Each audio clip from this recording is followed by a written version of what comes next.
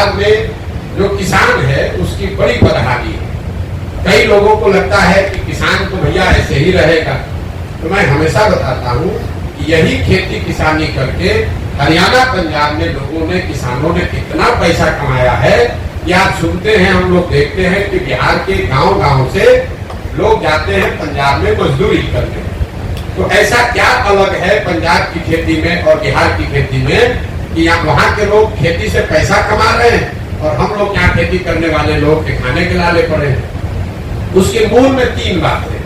पहला है जल का कुप्रबंधन। यहाँ जो जल का संसाधन है, जो पानी का की व्यवस्था है, वो इतना उसकी अव्यवस्था है। यहाँ पर हम लोग जब पानी की बात करते हैं तो लोग समझते हैं बाढ़ की बात है। मैं आपको बता रहा हूँ, बाढ़ एकमात्र कारण नहीं है जल कुप्रबंधन के लिए। बाढ़ से बिहार में करीब करीब 40 से 50% कृषि योग्य जमीन प्रभावित होती है। बाकी बचे जो 50% जमीन है उसमें करीब करीब आधी जमीन, मतलब पूरे बिहार के एग्रीकल्चर की करीब 1/3 जमीन जल जमाव से प्रभावित है। ये आप बात को समझिए।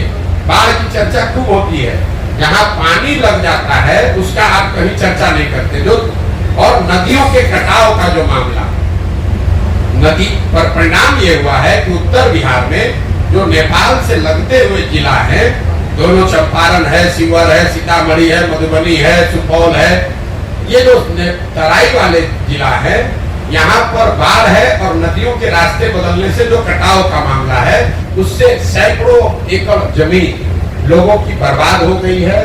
अच्छे खासे किसान, ओवरनाइट नदी ने रास्ता बदला, आपके जमीन पर बालू पड़ गया, आप बिल्कुल मजदूर गरीब हो गए।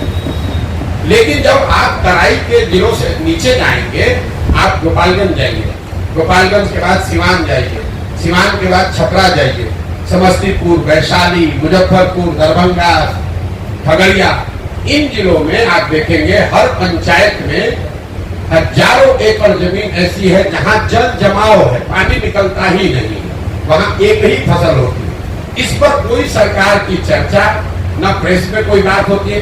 लोकल स्तर पर लोग बात करते हैं कि भैया यहाँ 2000 एकड़ पानी लगा रहता है, लेकिन सरकार का कोई समुचित इस पर प्रयास नहीं है। और तीसरा पहलू है सूखे की। बिहार देश में यह आंकड़ा याद रखिए, बिहार देश के बड़े राज्यों में एकमात्र ऐसा राज्य है जहां पिछले 10 वर्ष में सिंचित भूमि की मात्रा 11% से कम हो गई। याद रखिए, 10 साल में सिंचाई वाली जमीन 11% से कम हो गई। ऐसा क्यों? जो पहले से भी नहर बने हुए थे, जो नलकूप थे, माइनर इरिगेशन के प्रोजेक्ट थे, वो रख रखाव के अभाव में बंद हो गया है।